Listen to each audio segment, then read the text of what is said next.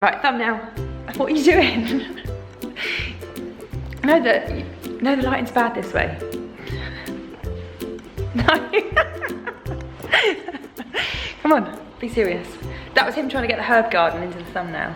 So I've finally persuaded James to be on camera, and today we are going to discuss our marathons, as we've both been training for the last sort of 4 months for respective spring marathons. So we've written down some questions and we're going to ask each other, and hopefully this will give you a bit of a contrast from two different people with two different targets, and also how we prepare for them differently, I guess. So James, what marathon are you training for?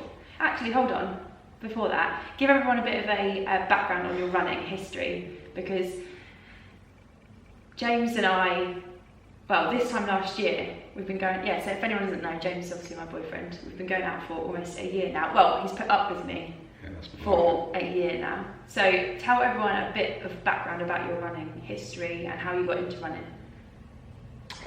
So basically, I ran as a junior for Milton Keynes and Buckinghamshire. Quite a good level, probably quicker than I am now. But sort of same old story, about 16, 17, got distracted by work, drinking, just having a good time and stuff. Then maybe when I was 25, 26, so I'd been away and worked in France for a year. And I come back and I was a bit overweight, and basically my dad was running for Milton Keynes at the time and Redway Runners, and I just went out for a few jogs with him, and then entered the Milton Keynes half marathon with the plan of just running around. I hadn't even run further than 10 miles till the week before, and around 1:31, which I thought it's not too bad. Then I joined Redway Runners and got a few PBs the next year or so, and then just progressed from there. Gone from never going to do a marathon to I think this is my 8th or 9th. Wow. So pretty good going then. That always amazes me how your first half marathon was 1:31. And what pace were like? Didn't you do like a 9-minute mile pace for 10 miles? You hadn't even... The last 5k of my half marathon was probably worse than the last 10k of my first marathon. It was strong. No, but your training one, you said if I can get up to 10 miles, I'll do that half marathon. Yeah, so my dad tried to talk me into doing the half marathon. I wasn't really too keen. So he said, come on, we're going to do a 10-mile run. This was the week before, and we'd done 10 miles at a 9-minute mile pace just to get distance in. And then somehow you did a half marathon, and that would have been what, 6? About 7 dead, something like that, 59s. Wasn't too bad. Not bad going. Okay, so moving on to the marathon talk now. So what marathon are you running? I'm doing Brighton this year, which is this week, April the 15th. So it's now Monday at the moment, so literally it's this weekend coming. Literally. What's your target for this race? To run a sensible race, to not get carried away in the early miles, or early 18 miles, and to feel like I've completed a marathon, run it properly, go over the line, obviously spent, but not spent from 20 or even earlier, I guess. So with your training leading up to this, has anything been different to what you've done in the past? What have you learned that you might have taken into this cycle of training?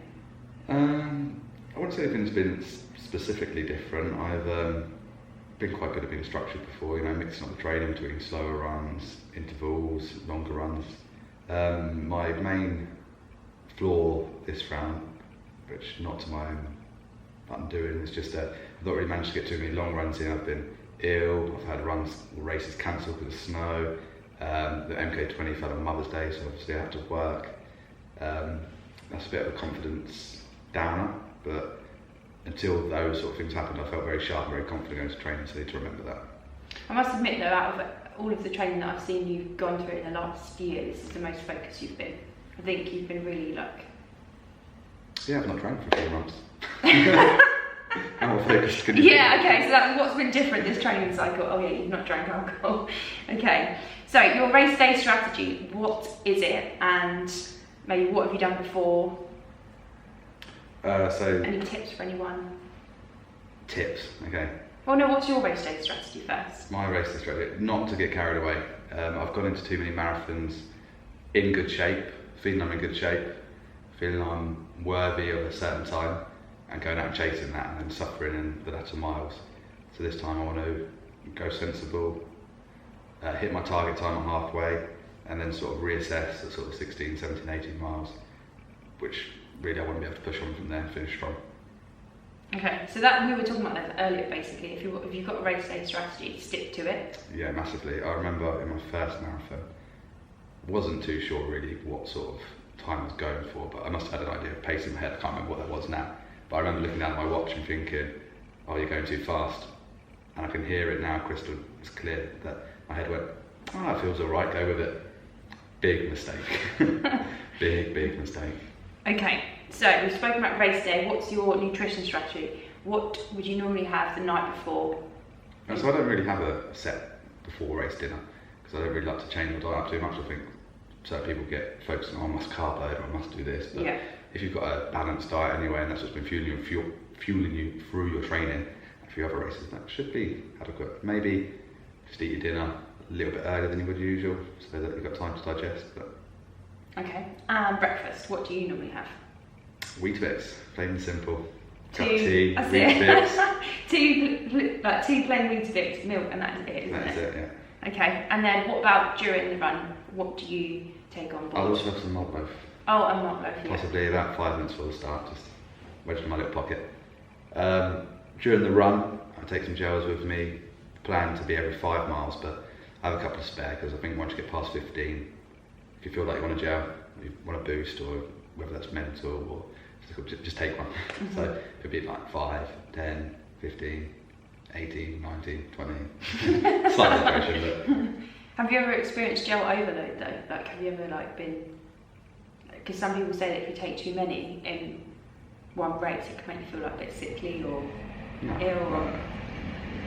But I think if you train with your gels, you yeah, introduce something into your body. Yeah, definitely. Okay, so what's your current marathon PB? Technically, it's 2:59:51 Why in technically? New York, and untechnically, I'm making up words now. I ran 2:56 in Manchester a few years back, but of course has since been told it was short. Which is a bit unfair because I was getting stronger in that race as well, so it might have taken me longer to do the last 100 yards. But there we go. Still says 2:56. Pretty good going. So what's your best racing moment that you can remember? Until that moment, it would have been Manchester. That got taken away from me. No, maybe New York. I suffered in that race, but the whole event was great. Week leading up to it, friends that come out with me, just a great race. I can't do that one yet. Okay, so your worst racing moment, if you've got one. 2 years after running the race, being told it was short of distance. No, I don't really have the worst race moment. I mean, there's been struggles. Yeah. Yeah. Okay. Top tip for your first marathon. So say if someone Don't enter. Half marathons are plenty of fun. Don't say that. No, have a plan, stick to it. Have a plan B because that might not go right, but obviously don't make it not go right for yourself. But things happen. Be strong, physically and mentally. It's tough. You're out there for a long time on your own. Yeah, it can be dangerous for your own fault. Yeah, it is. So, with that, what's your opinion on using headphones? Because that's quite a big debate and a big topic on. I'm a stickler, it's against the rules. So, no headphones. Have you ever? UK rules say no headphones. Okay, fair enough. Don't risk disqualifications just for music. And plus, there's enough stuff going on around you. Soak up the atmosphere. Enjoy Yeah. it. So, what are your long-term running goals, if you have any? Just to keep improving. I'd like to get a championship place at London Marathon 1 year. So I'll run sub 2:45 or sub 1:15.5. Who knows which one comes first, but I don't think they're unachievable. Just keep striving for them. Okay, and your favourite type of run or session, or what do you really enjoy in your training? That's quite a hard one, so I quite enjoy my trainings, and things are different. So for instance, like Sunday we had a good run, there's a big group of us out, 10 easy miles a week before a marathon, everyone's chatting in high spirits, that's good, but I also enjoy the lung busting, lactic, pukey feeling of a Tuesday session on the track or something. But that's the endorphins, the reward you get from that. Yeah. So, enjoy every session for what it is. Okay, and any final top tips on anyone entering or running a marathon in the spring season? Good luck, enjoy it, stick to your plan, stick to your pace. Now, my turn to be asked the questions, and I'll let James fire away. I'm sure he'll throw some curveballs or some different questions in there. So now we can ask questions for the person who always has the answers, eh? Okay, so what marathon are you doing? I am doing the London Marathon, which is in 13 days' time to be exact. And why are you doing London? Because I got good for age last year, and I think I asked you this question. I was like, so last year I did 3:44, which was good for age, and I said to you, when do you stop running if you've got a good for age spot? And your response was? I don't know, my good for age spot went out before I decided not to. Exactly, that's what you said. When you're not good for age, that's when you stop running. So yeah, that's why I'm doing London. And I just think I've only done 2 marathons and it's only ever been London, but I don't know, I personally just like having a target and focus and something to work towards. So obviously having a marathon is a good thing to keep you focused. What is said target? My target pace target time. You said you got a target. Okay, so originally because we discussed my targets, didn't we? So originally it was 3:30, based on how my training had gone and what we thought was achievable. And now my target would be 3 hours 20 minutes, which I know is possible, but then again, we've also been just talking about it, and I am probably capable of quicker, but I don't want to risk my race by going out too quick. So I guess, like you said as well, it's just to finish and know that I've given everything. I do feel like that when I do race, I give everything during a race. There's not really many times that I've finished and thought, oh, I could have given more to it. So I think that's what I want to do, is to be able to finish. But it is to sort of finish and feel good and feel like I've left everything back in those miles that have just gone. Okay. So between 3:20 and 3:30 would be what I'd like to finish, but then if I don't finish in those times or quicker, then it's to know that I've done my best, because 16 weeks is a long time to give up for one day. So Don't love it. yeah, very much no pressure. Okay, so how's your training leading up to this race been? I think my training's gone really well this year. It's been a lot different to last year, because last year so when I did 2014, I was an amateur. I didn't even run with a watch. I just ran it by feel, and absolutely loved it. It was tough, don't get me wrong, but I really, really enjoyed the race. The following year, I went to go train, and I overtrained because I was part of the club I'm now with. Not to the club's fault, but I got too carried away with my training, overtrained and got injured. So then when I started last year, I wanted just to be sensible, and I probably did all of my runs. I just did lots of easy runs during the week and then was focusing on the long runs. However, this time around, I've been putting more effort into sort of the weekly runs, which has been speed work, recovery work, and sort of tempo runs. So the long runs have actually been the ones that I've looked forward to the most, whereas sometimes the long runs, the things that people dread the most, they're the ones that I've actually enjoyed, because I can take it at an easier pace because I've been working hard during the week. So yeah, my training's been a lot different to what it's been previously, and also I've had smaller targets to work towards in the lead up to it, so it's kind of kept me focused and always on track, I guess. Cool. So with that in mind, does that set your strategy up for race day? Yes, it has been a lot harder this year, because I was running my runs all at the same pace last year. I knew what I was capable of.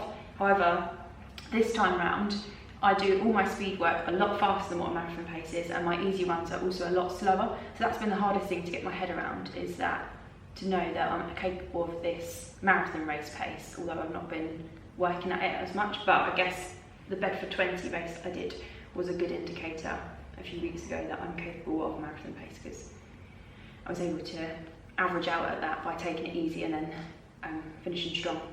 Okay. So nutrition, dinner before the race, I can answer. It's going to be sweet potato and chicken.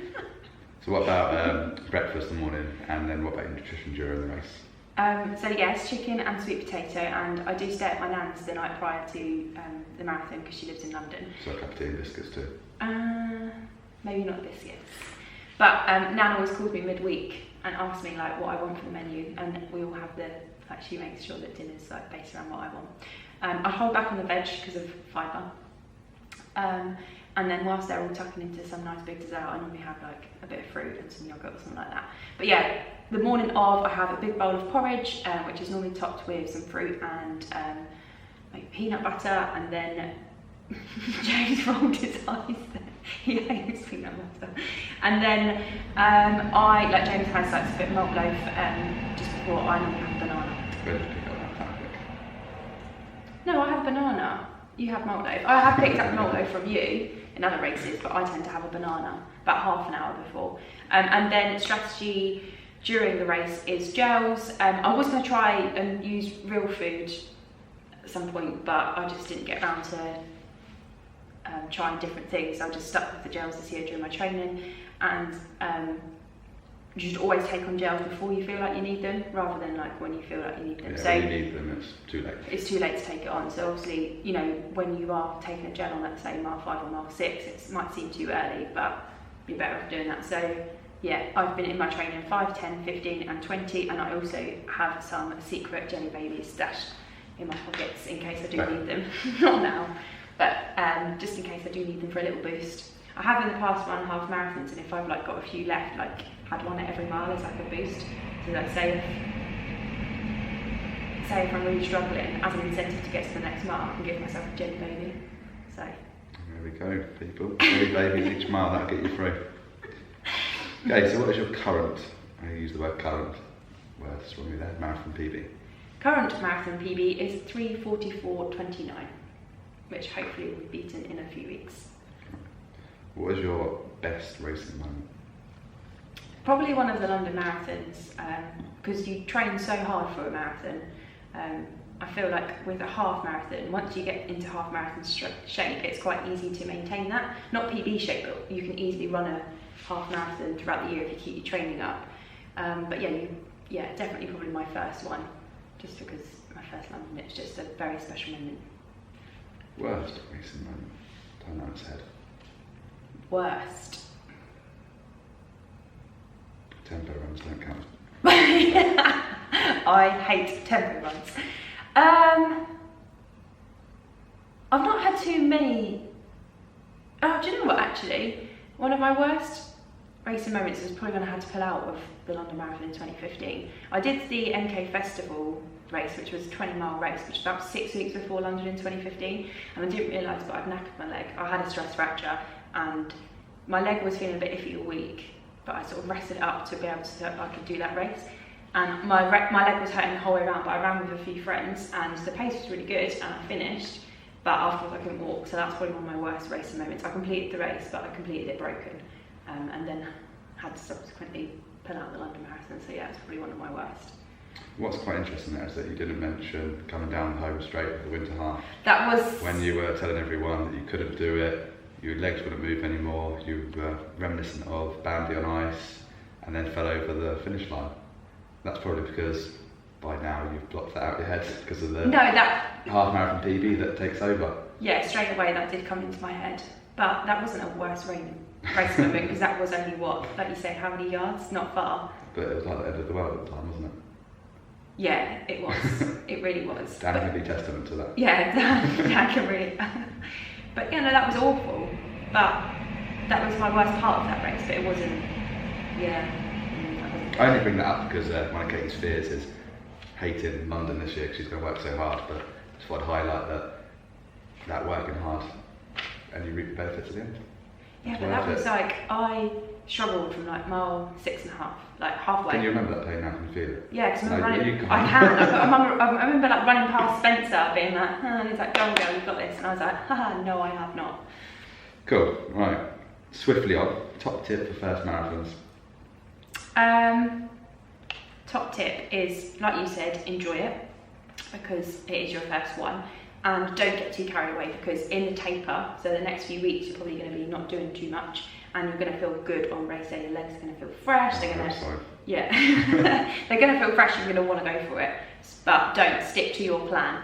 And if you want to, push the pace further on in the race, but don't commit too soon because if it's your first one, especially, and you've not had that race experience yet to know what it's going to feel like later on in the race, that's probably the worst thing. So enjoy it. and stick to your pace plan. So what's the best race you've ever done without, say, London? Oh, that's really hard. I must admit, like, I'm pretty boring when it comes to races because I have just only done like, a lot of local stuff. I haven't really In travelled. the last few months alone, you've done Cyprus, half marathon. You've been part of a team in the South of England road relays. They're quite exciting races. Yeah. First time on cross country. Oh, yeah, but cross country, I don't like cross country, we all know that. Cross country or tempo runs? If you had to pick one, Oh no! what would you be doing? Are you lacing up your spikes or your trainers? Oh no, that's a really tough question. Oh, it depends what cross country course, because I liked Oxford and I liked the Kiso, but I hated. I hate a strong word, guys. Really strongly disliked. What was the last one? Campbell Park. I'm not doing that one again. Shit. I don't know what the question is now. Oh, my best. No, tempo or cross country. Are you lacing up your trainers or lacing up your spikes? You've got 6 miles to do right now. 6 miles tempo, that's a lot. I'd rather do tempo, I think. That pain. You heard it here, folks. That pain from the cross country. I remember that last race, that stuck with me. But yeah, one of my best, probably, do you know what? One of the best ones I've done recently was Bedford 20 because I loved it. And also I did the Vitality 10k. I've done it a few times now with one of my best friends, Lynn. Vitality 10k is in London, yeah. Oh, was it? I said no, London. Oh, yeah, I thought Stop it was getting carried away with London. London Marathon. But no, that was a really good race because I was pacing Lynn and like we just enjoyed it together. So, yeah. So you obviously come on quite a long way this year. Where does the road take Katie Tucker? I don't know. Where's the goals? Do you know what, actually, long-term running goal, I always said that at this time last year, I'd be like, nah, I never want to do that. But probably running the 6 Abbott Major marathons. And World Majors. the World Majors, so yeah. 1 down, 5 to go. Yeah. And yeah, I guess like you said, just to try and continue to improve. And just maybe as well now see as much of the world as possible through running. So thanks for watching. I hope that you've found this interesting and finally got to know James a bit better. If you'd like to see James in some more videos, please give this video a like. Hopefully we can get him in some more soon. I won't take it personal if you don't. But comment, leave us a comment, and hopefully if anyone else is racing, good luck to you all as well. Marathon season is here.